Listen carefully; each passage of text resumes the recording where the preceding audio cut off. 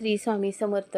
आज हरितालिका व्रत आहे, तर माझ्या सगळ्या माता भगिनींना व मैत्रिणींना हरितालिका व्रताच्या खूप खूप शुभेच्छा.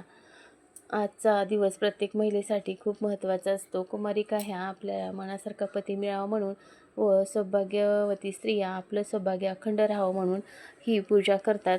तर माता पार्वतीने भगवान शंकराला प्राप्त करून घेण्यासाठी खूप कठोर तपस्या केली होती. आपल्याला जसे जमेल तसे आपण हे व्रत करायचे आहे.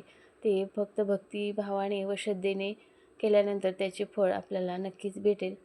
तर दिवसाची सुरुवात प्रसन्न झाली होती.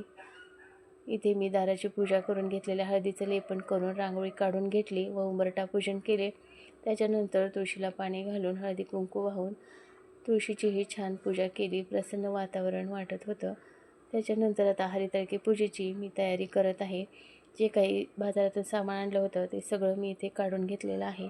ह्याच्यासाठी लागणारं साहित्य ताटामध्ये काढून घेतलेलं आहे. तर भक्तिभावाने आपण जे काही अर्पण करू ते देवाला प्रिय असतं.